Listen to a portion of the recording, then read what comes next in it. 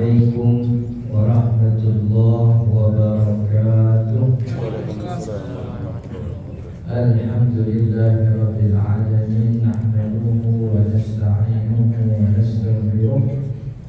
Allahumma shalli wa sallim wa barik ala sayyidina Muhammadin, amma ba'du. Para jemaah Bapak Ibu yang dirahmati Allah, alhamdulillah kita bersyukur siang hari ini kita diberi nikmat oleh Allah sehingga bisa berkumpul, bisa bersilaturahmi, sekaligus juga bisa menunaikan salah satu kewajiban kita, yaitu sholat zuhur berjamaah sambil kemudian dilanjut dengan ta'lim. Mudah-mudahan kita berharap kepada Allah apa yang kita pelajari jadi ilmu yang bermanfaat, sekaligus jadi tambahan amal ibadah kita di akhirat. Amin ya rabbal alamin.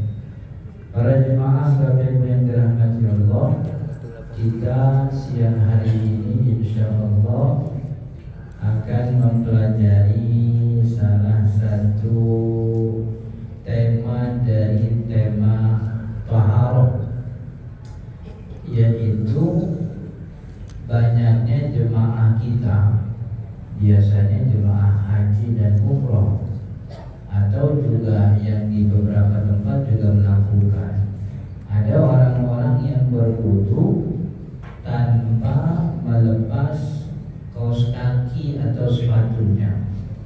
Jadi kemudian ketika sampai pada bagian kaki diusap begitu.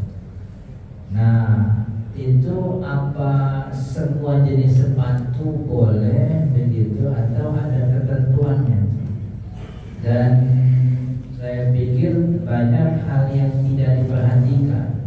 Jadi asal pakai kaos kaki aja begitu. Mobil khusus jemaah-jemaah yang berangkat umroh itu. Ya di sini juga banyak saya di kantoran gitu. Jadi kalau di Mangro itu hampir semuanya gitu. Banyak ternyata, artinya beberapa kesalahan tuh kalau kita umroh itu. Salah satu yang paling nyata kelihatan tuh sholat jamaah di latar hotel yang jaraknya jauh dari Masjidil Haram ukurannya. Cuma karena banyak orang yang begitu gelar sejadah, orang-orang kita pada ngikutin. Saya nggak tahu tuh mutawifnya, pemimpinnya ngasih tahu apa enggak. Padahal jarak maksimal terputus sholat jamaah itu 300 hasta. 300 hasta itu kira-kira 150 meter. Lewat 150 meter kagak nyambung jamaah. Itu Masjidil Haramnya di mana, hotelnya di mana, digelar sejadah. Ngikutin tukang dagang yang di pinggir-pinggir jalan tuh pada gak ngikutin aja. Itu tukang dagang mana kenal Fathul Qorib itu dia, nggak pernah baca kitab, tahunya dagang di Masjidil Haram. Orang kita kalau melihat orang di Mekah udah pada benar ini. Termasuk sholat sunnah ihram. Salat sunnah ihram kita termasuk salat sunnah yang dilarang di waktu-waktu terlarang. Kalau mutawifnya ngajak ihram sejak pagi aman gitu. Yang kagak enak tuh kalau ngajak ihramnya habis asar. Kemarin tuh di beberapa bulan kemarin tuh Juli kan musim panas tuh. Jadi beberapa pembimbing ngajaknya kita tawafnya malam, maka biar tawafnya malam ngambil ihramnya pada asar. Kan pada asar waktu terlarang sholat. Sholat sunnah ihram itu sholat sunnah yang sebabnya belakangan. Maka karena itu tidak boleh dilakukan di waktu-waktu terlarang. Begitu. Namun kecuali sholat sunnah yang punya sebabnya udah duluan, kayak masuk masjid kan duluan masuk masjid sama sholat, maka itu sholat boleh di waktu yang dilarang sebab ada sebabnya. Tapi kalau ihram itu kan sholat dulu, ihramnya entar kan gitu. sholat dulu baru kemudian ihram labbaik. Banyak begitu. Makanya salah satu yang mungkin akan kita bahas soal musab khuf.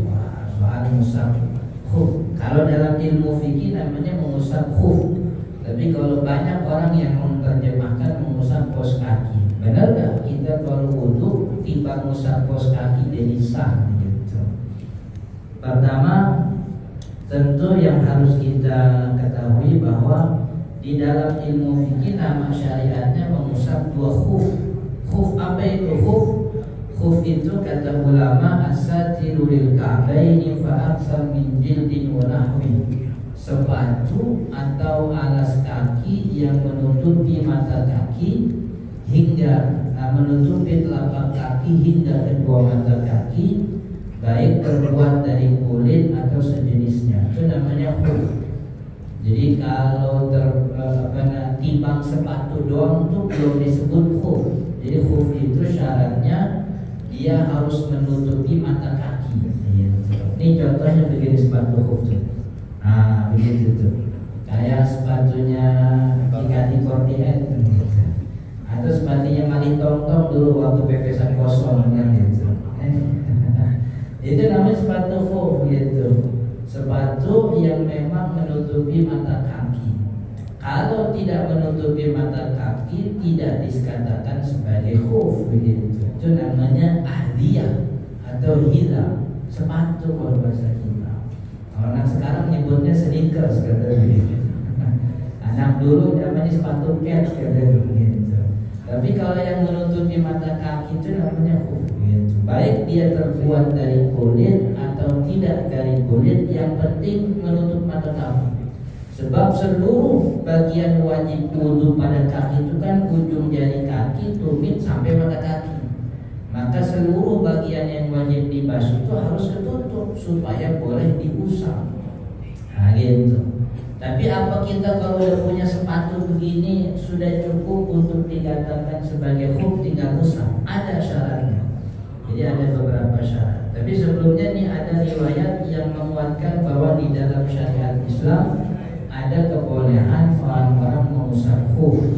Dari Sofwan bin Asal, beliau mengatakan bahwa Rasul Shallallahu Alaihi Wasallam bersabda, Rasul Shallallahu Alaihi Wasallam memerintahkan kepada kami untuk mengusap kedua sepatu khuf bila kedua kaki kami dalam keadaan suci selama 3 hari bila kami berpergian, atau sehari semalam bila kami dalam keadaan mukim, dan kami dibolehkan untuk tidak membukanya untuk buang air besar dan air kecil kecuali karena junub. Jadi maksudnya dulu Nabi Muhammad SAW kalau kita pakai khuf syaratnya kaki kita kudu suci dulu.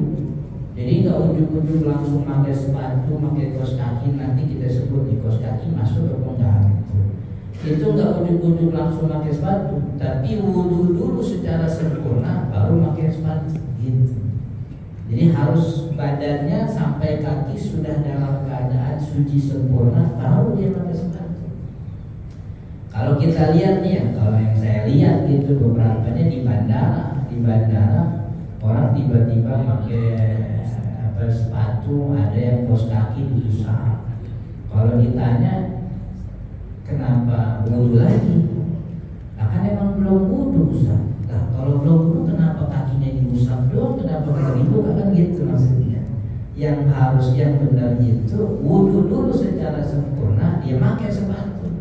Nanti datang waktu sholat karena udah wudu, kagak usah wudu lagi, begitu. Kalau dia wudu lagi kan berarti dia belum wudu juga. Itu kan dari awal udah keliru begitu.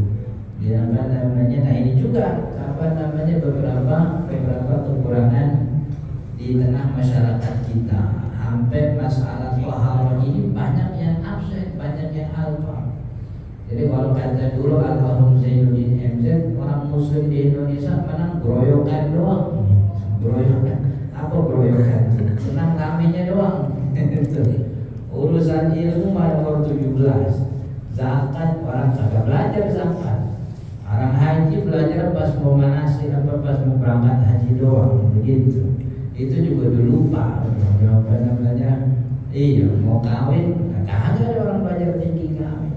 Akhirnya kan tadi banyak terjadi kesalahan. Yang paling sering itu kan pembagian zakat misalnya. Sampai segala ustadz disisain jatah zakatnya, padahal kan ustadz bukan mustahil gitu. Pengurus masjid misain ke ustadz, nganterin jemput rumah ustadz. Pas lagi nganterin zakat, ustadznya lagi manasin mobil depan rumah. Lagi manasin mobil dapat jatah zakat. Jatuhnya kan mahal sebenarnya. Jatuhnya mahal sebenarnya gitu. Ya cuma itu tadi. Jadi banyak masalah dalam syariat Islam kita nih yang belum semuanya muslim di antara kita yang memahami gitu. Kemudian nih syaratnya apa? Yang pertama, syarat orang boleh musab sepatu khuf. Pertama, dia harus berwudu sebelum pakai. Datang nih kita jadwal nih naik pesawat nanti jam 10 pagi. Mandi sekarang jam 6 pagi itu mandi. Nah setelah mandi sebelum pakai sepatu dia wudu secara sempurna. Jadi wudu secara sempurna. Jadi dia wudu secara sempurna baru pakai sepatu. Kalau belum pakai sepatu berarti dia belum belum boleh musab. Sebab syaratnya tadi kata Nabi Muhammad, kita boleh mengusap sepatu kita kalau kita memakainya dalam keadaan suci. Berarti kalau kita belum dalam keadaan suci, dibuka dulu, wudu secara sempurna baru kita pakai. Begitu. Jadi harus wudu dalam keadaan sempurna. Kalaupun nanti wudunya batal, nggak ada masalah, sebab makainya sudah dalam keadaan suci. Jadi misalnya jam 6 pagi itu mandi sekalian wudu, pakai sepatunya nih, sepatunya menutupi mata kaki yang khuf gitu. Naik mobil nyampe ke bandara gitu, kemudian naik pesawat, di pesawat dia tidur. Nah, kan tidur itu membatalkan wudu tuh. Turun dari pesawat dia wudu, wudunya boleh nggak usah buka sepatu, sebab sepatu ini dipakai dalam keadaan suci sempurna tadi pagi. Tapi kalau belum wudu ya harus dibuka dulu, dibuka gitu. Jadi itu yang pertama syaratnya. Kemudian yang kedua, menutupi bagian wajib wudu. Bagian wajib wudu tadi dari mulai ujung jari, tumit sama mata kaki. Maka kalau ini tidak tertutupi tidak sah disebut khuf. Sebab khuf yang kalau disebutin dalam sabda Nabi, khuf itu ya begitu modelnya. Khuf itu alas kaki yang menutupi mata kaki, gitu. Jadi itu yang biasa dipakai oleh banyak orang-orang jazirah. Saya nggak tahu kalau sekarang, tapi nggak kelihatan. Tapi yang pasti bahwa khuf itu adalah sepatu alas kaki yang menutupi mata kaki. Memang itu syaratnya. Sebab kan sepatu ini bakal gantiin kaki dalam basuhannya. Kalau bakal gantiin kaki, maka seluruh bagian wajib kudu ketutup. Kalau kebuka, ya berarti nggak jadi pengganti kaki gitu. Maka sepatu pantofel, apalagi itu sepatu futsal, apalagi atau sepatu biasa itu tidak menutupi mata kaki, maka tidak sah untuk dikatakan khuf. Itu syarat. Jadi kalau syarat itu kagak boleh kagak. Kalau kagak ada ya kagak ada ibadahnya, itu namanya syarat itu. Nah sholat itu syaratnya ngadep kiblat. Kagak ngadep kiblat sholatnya kagak sah. Begitu. Nggak sah sholatnya. Syarat sah sholat itu nutup aurat. Kagak nutup aurat sholatnya kagak sah. Itu syarat. Tapi berjamaah kan bukan syarat. Orang sholat sendirian kagak berjamaah, sholatnya sah, cuma kurang pahala karena berjamaah bukan syarat. Tapi kalau syarat itu kudu, kagak boleh kagak ada syaratnya, kagak ada ibadahnya. Syarat sepatu khuf harus menutupi mata kaki. Kemudian kuat. Nah ini di sini kos kaki nggak nyampe. Kuat dan bisa dipakai buat berjalan jauh. Sepatunya itu bukan cuma sepatu, tapi memang sepatu khuf itu dipakai buat jalan. Buat jalan jauh minimal. Jalan jauh itu jalan ukuran orang musafir. Orang musafir itu minimal kalau pakai pandangan jumhur ulama itu 16 farsah. Kalau kita konversi jadi 89 km. Nah Ada yang bilang 87 km gitu. 89 lah kita bilangnya, karena ini konversi kebanyakan ulama yang disebut oleh Dr. Wahbah Az-Zuhaili, 89 km. Dulu kan Nabi Muhammad nyebutnya dari Mekah ke Usfan. Mekah, Usfan. Usfan itu salah satu tempat di Taif. Mekah dan Usfan. Itu kalau Mekah ke Usfan itu jaraknya, kalau sekarang kita buka Google Map itu sama, jaraknya 89 km. Saya pikir Google ngikutin Dr. Wahbah gitu, sebab Dr. Wahbah punya kitab udah ada lebih dulu daripada Google Map ini kan. Kan Google Map baru berapa tahun Google Map itu 2011 kan masih ribut sama TeraVision orang Jerman kan ya. Saya tahu ya. Dr. Wahbah sebelum itu udah punya kitab. Jadi beliau konversi. Dr. Wahbah punya kitab Al-Fiqhul Islami wa Adilatuhu. Di dalamnya tuh ada bab judulnya Al-Maqayis wal Maqadir. Ukuran volume, jarak dan timbangan. Jadi semua ukuran volume, jarak, timbangan yang dulu disebut sama Nabi dikonversi sama Dr. Wahbah. Termasuk dulu Nabi Muhammad menyebut zakat fitrah itu 1 sok. Nah, 1 sok itu berapa ukuran konversinya disebut sama Dr. Wahbah. Kata Sayyidah Aisyah, dulu Nabi Muhammad kalau wudu cuma ukuran 1 mud airnya doang. Air 1 mud kan gitu. Itu kalimat-kalimat penyebutan Nabi tentang jarak, ukuran, timbangan itu dikonversi di bab itu. Salah satunya jarak perjalanan musafir itu 4 kurun atau 16 farsah itu sama dengan 89 km. Kalau kos kaki ini udah pasti kagak nemu ini, sebab kos kaki itu nggak bisa dipakai buat berjalan jauh, kan ya? Ya buktinya kan kos kaki kita kagak pakai di jalan juga pada bolong, kan yang jalan sepatu itu. Kos kaki mah di dalam, tapi contoh seminggu bolong, gitu. Tahu siapa yang bolongin kan ya? Ya kalau emang mau tahu buktinya coba aja jalan pakai kos kaki doang, seukuran 89 km. Pinggir tol dalam kota, nanti masuk Jor, keluar Serang Barat itu 89. 80 kira-kira bisa Pak? Nggak bisa dipakai buat berjalan, nggak bisa.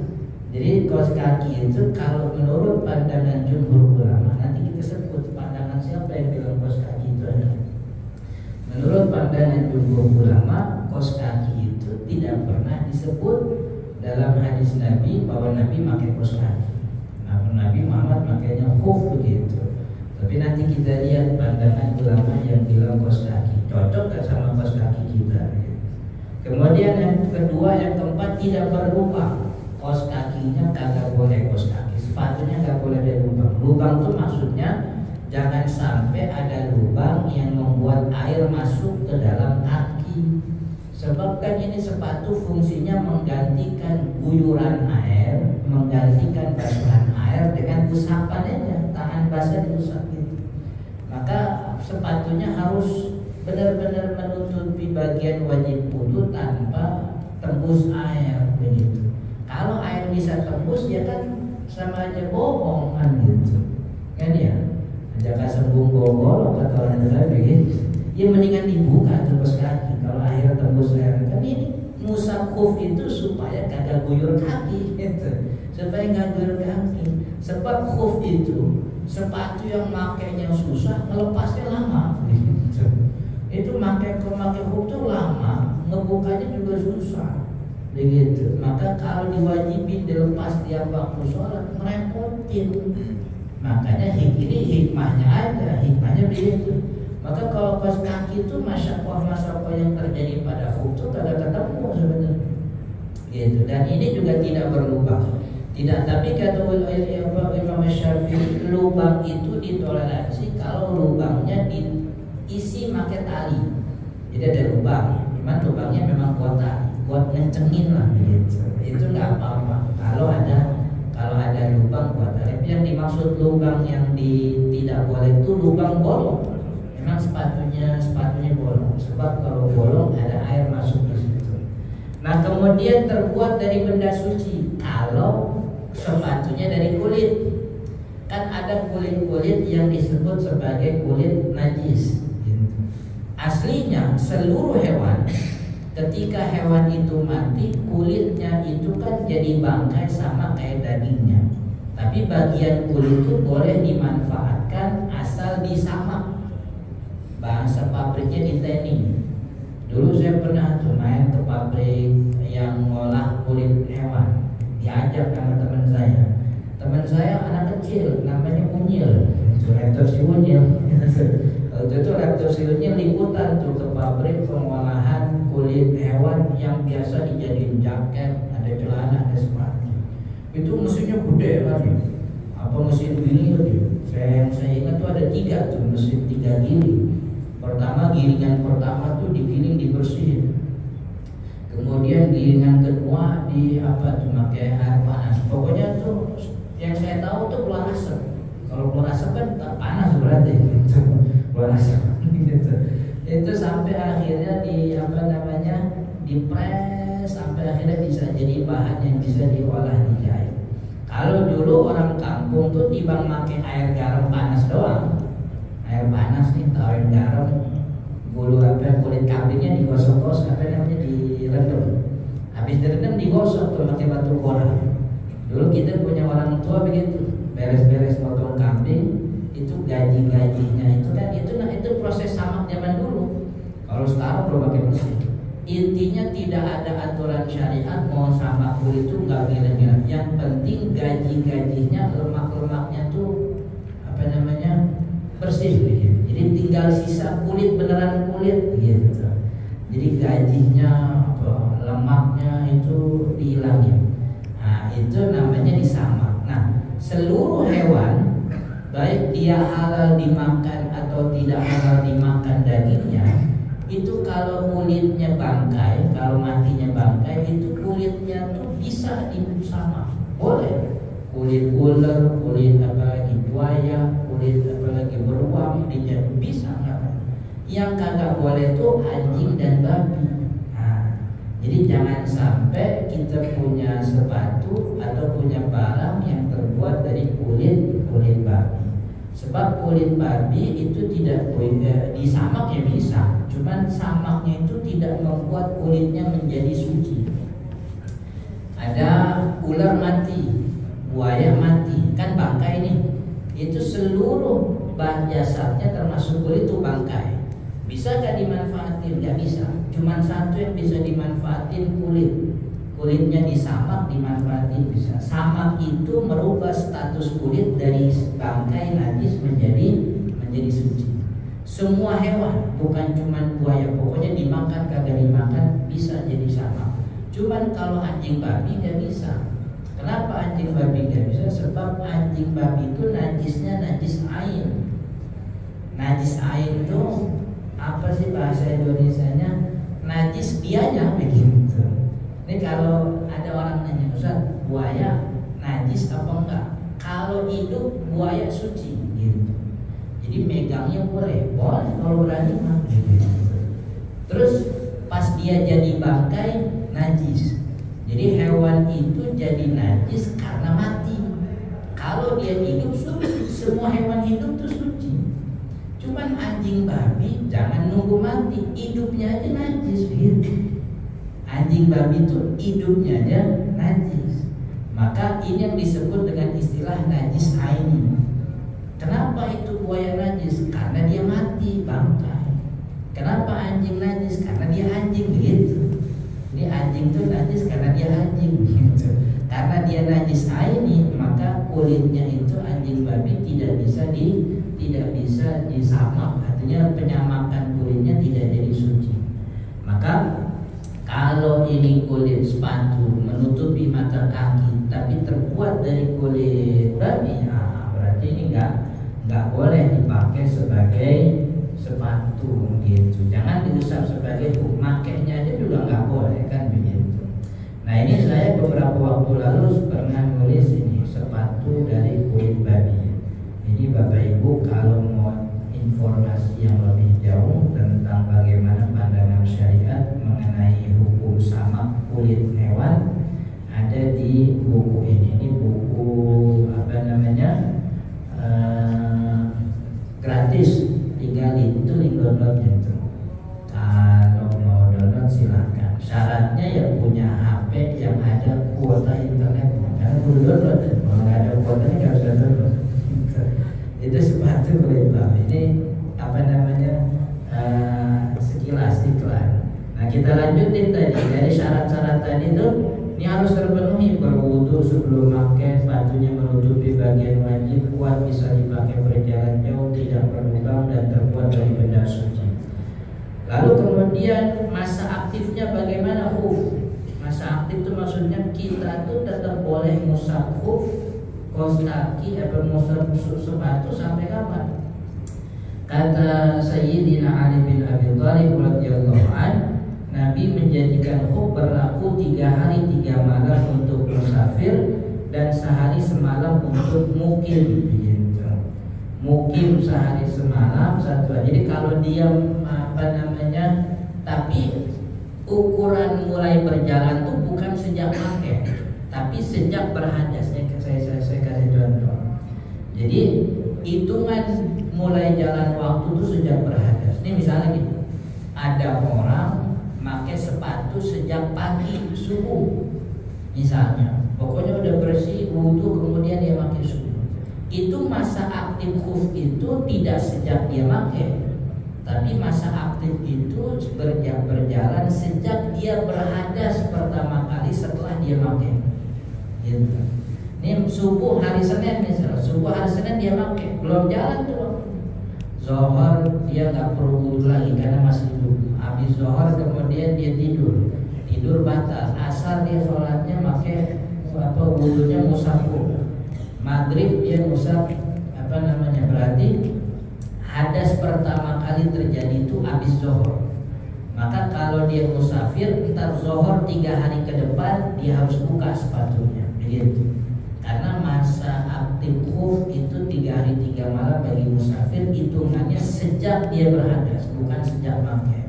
Kalau sepanjang hari Senin misalnya, sepanjang hari Senin dia tidak berhadas sampai malam Selasa dia tidur, berarti mulai hadasnya malam Selasa. Maka dihitung berjalan itu sampai 3 hari ke depan. Setelah 3 hari baru dilepas. Kalau orang mukim yang tidak melakukan perjalanan cuma sehari semalam. Dan ini kalau kita di Indonesia memang rada susah bayanginnya. Masa iya ada orang di rumah pakai sepatu aja gitu. Kan susah bayanginnya. Tapi kalau kita melihat bagaimana geografinya orang Jazirah itu kebayang. Sama kemarin kita bawa jemaah, ada larangan, kan salah satu larangan umroh itu berburu kan ya. Orang kalau udah ihram tuh nggak boleh berburu. Ada jemaah nanya, emang ada orang yang ihram tuh sambil berburu kata gitu. Kata saya, kalau kita bayanginnya sekarang emang kagak nyampe. Sebab kita bolak-balik dari halal ke haram ini, dari tanah halal ke haram ini makin bis. Tadi dari Bir Ali Madinah ke Mekah malah ada yang naik kereta. Coba bayangin, dulu kagak ada kereta, kagak ada mobil. Dari Bir Ali sampai Mekah itu ratusan kilo, orang udah ihram, kagak boleh berburu. Lu dimakan pakai apa coba? Begitu. Kan kudu makan, minum, berhari-hari jalan melihat ada rusa ditembak, kan ada begitu. Itu dilarang tuh ya, begitu. Itu kalau kita sekarang itu nggak kebayang. Sehari semalam, kalau mungkin sehari semalam. Emang ada orang di rumah pakai sepatu aja gitu. Ya kalau mau adain aja gitu. Sepatu baru dipakai gitu. Cuma itu intinya. Jadi kalau dia 3 hari musafir itu 3 hari boleh dia buka, bukan sepatu. Nah kemudian kaos kaki apakah termasuk khuf tadi? Kaos kaki menurut jumhur ulama tidak memenuhi kriteria syarat khuf. Pertama karena tidak bisa dipakai buat berjalan jauh, nggak bisa tadi berjalan jauh. Jangan jalan jauh dari rumah ke Indomaret aja orang kadang ada yang pakai kaos kaki doang kan begitu. Kalau ada orang yang dari rumah ke pasar Indomaret pakai kaos kaki kan paling tetangganya bisik-bisik atau tetangga yang lain. Itu tetangga lu udah lama begitu, kan gitu. Orang pakai kaos kaki doang gitu, nggak ada. Jadi kaos kaki tidak bisa dipakai buat berjalan jauh. Maka itu dikata mazhab Imam Syafi'i, kaos kaki tidak sah dipakai sebagai khuf. Kemudian syarat khuf itu kan tidak boleh tembus air. Ini sepatu digantiin basuhan kaki. guyuran kaki ini diganti pakai usapan gara-gara seluruh bagian wajib wudunya ketutup. Maka kalau ini bagian wajib wudu ditutup pakai sesuatu yang tembus air, ya kan sama aja bohong kan, begitu bahasanya. Mendingan dibuka sekalian kan begitu. Harus tidak tembus air. Kemudian ada lagi tipis dan transparan. Nah, sepatu itu menutup itu menghilangkan atau mengaburkan warna kulit yang ada di dalam sepatu. Kalau kaos kaki itu kan enggak, ya ada yang tebal, tapi tidak semua seperti itu. Artinya tidak bisa dipakai untuk berjalan jauh, tidak tembus air, dan kebanyakan kaos kaki kita transparan. Gitu. Malah ada yang namanya stocking lah gitu kan ya. Ini 3 kriteria yang disebut oleh mazhab Imam Syafi'i dan juga jumhur ulama itu tidak bisa memenuhi kaos kaki sebagai khuf. Makanya tidak boleh ada lagi orang yang memusat kaos kaki dengan alasan bahwa itu bagian dari khuf. Kaos kaki ini muncul dari pandangan mazhab Imam Ahmad bin Hanbal. Ini saya tampilin kitabnya. Ini kitab Al-Mughni dari mazhab Imam Ahmad bin Hanbal. Ada kalimat wa kadzalikal jawrabus safiq alladhi la yasqutu idza masya fihi. Dari salah satu media atau salah satu khuf yang termasuk khuf itu adalah al-jawrabus safiq alladhi la yasqutu idza masya fihi. Al-jawrab as-safiq, kaos kaki yang tebal. Ini masalahnya jawrab itu kalau di Indonesia jadi kaos kaki. Saya ragu apa benar. Artinya kalau di Imam Ibnu Qudamah yang nulis buku datang ke Indonesia, kalau dia sebut jawrab kita tampilin kaos kaki yang ada di pasar, kayaknya juga geleng-geleng. Nah, bukan begini maksud saya gitu. Saya khawatir gitu. Jadi yang dimaksud apa jawrab itu kalau di Indonesia ini pakai kaos kaki. Dalam bahasa Arab lain, orang-orang Arab juga nyebut kaos kaki itu dengan istilah syarab. Gitu. Nah, pikiran saya jawrab itu jenis berbeda, sedangkan kaos kaki yang banyak kita pakai itu namanya syarab. Begitu. Kalau jawrab itu kaos kaki ya mungkin terjemahnya kaos kaki, tapi bukan jenis yang kita pakai. Sebab disebutkan al-jawrabus safiq itu jawrab yang tebal, alladzi la yasqut yang tidak runtuh, tidak layas itu tidak obrak begitu. Idza masya fihi, kalau dia pakai berjalan. Gitu. Berarti kan dengan catatan Imam Hambali sendiri, mazhab Hambali yang bilang kaos kaki boleh. Saya masih ragu nih, sebab kan kalimat Imam Ahmad bin Hanbal itu jawrab yang kalau diterjemahkan jadi kaos kaki. Saya hampir yakin jawrab yang dimaksud itu bukan kaos kaki kita. Gitu. Cuman karena ada jawrab, jadi orang-orang kita terjemahinnya kaos kaki. Cuman kaos kakinya harus tebal, layas kutu idza masya fihi. Jawrab kaos kaki tebal yang kalau dipakai jalan kagak obrak itu kaos kakinya gitu. Kagak beler juga kan gitu. Syaratnya yang pertama ayakuna sofiqon harus tebal. La yabdu minhu syai'un minal qadam, tidak terlihat sesuatu daripada kakinya, tidak benar-benar menutup. Kaos kakinya tebal, tidak tampak apa yang dibalik kaos kaki. Yang kedua syaratnya ayyumkin mutaba'atul masyi fihi, harus kaos kaki yang bisa dipakai buat berjalan. Kalau kita ukur pakai pandangan Imam Ahmad bin Hanbal sendiri, rasa-rasanya yang dimaksud jawrab itu bukan kaos kaki kita kebanyakan, sebab kaos kaki kita hampir kebanyakannya tipis. Yang kedua tidak bisa dipakai buat berjalan. Dipakai buat berjalan tuh kalau jalan kaki jangan kesakitan gitu. Kalau kaki masih kesakitan kan berarti emang kagak bisa dipakai buat jalan. Jadi maksud saya jangan sampai kita kemudian terjemahkan kitab apa yang disebut ulama tanpa tahu. Jangan-jangan yang dimaksud jawrab di sini bukan kaos kaki yang kita pakai sekarang. Maka itu ulama ulama fikih itu lebih mengedepankan al-khuruju minal khilafi aula.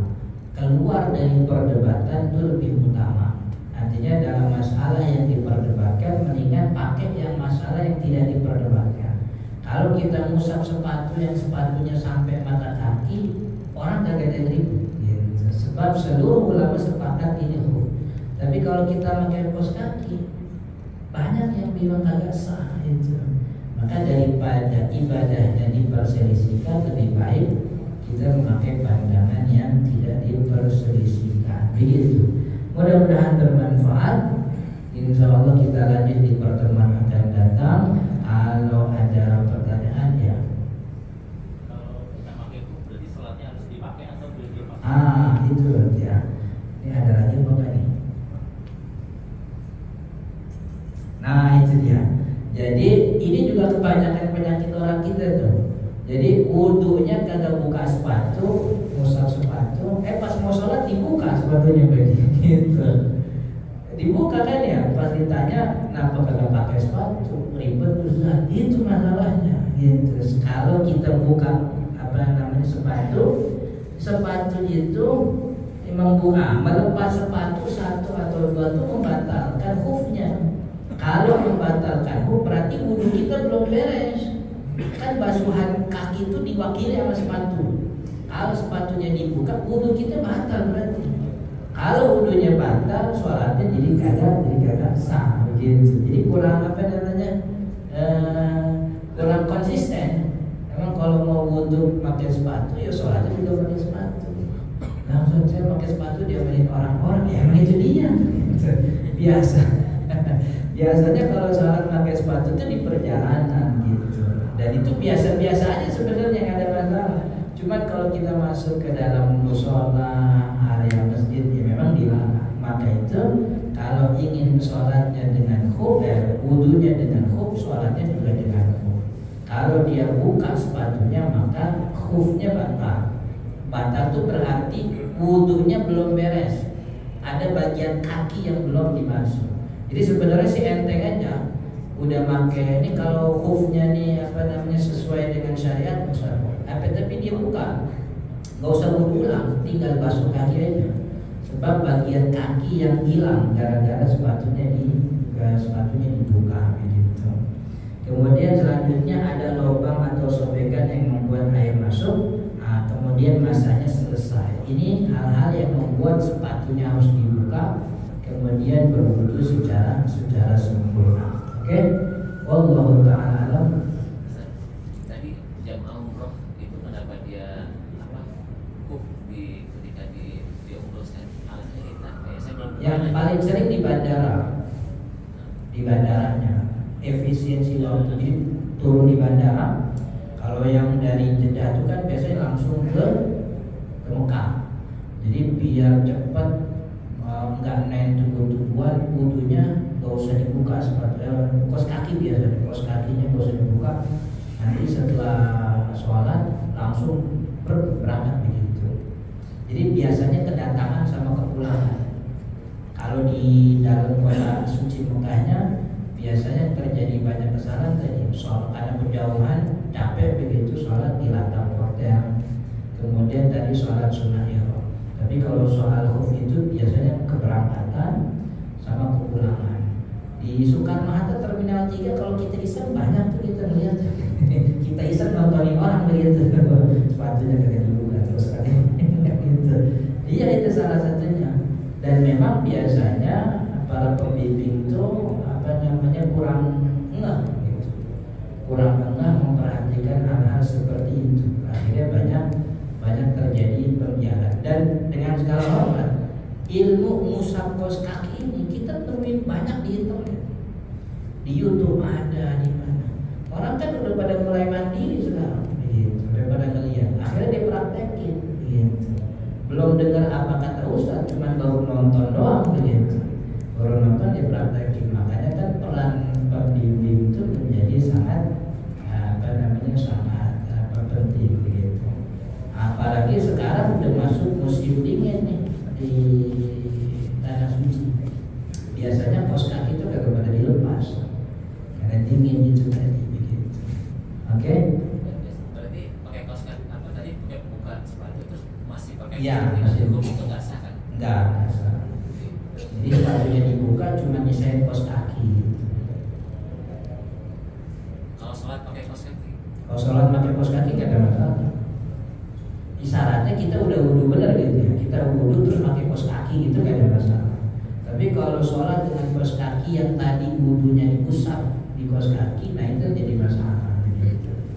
Kalau sholat pakai kos kaki sih nggak ada masalah. Sebab memang ini bagian yang boleh ditutup, boleh dibuka. Yang perlu dibuka kan harusnya jidat gitu.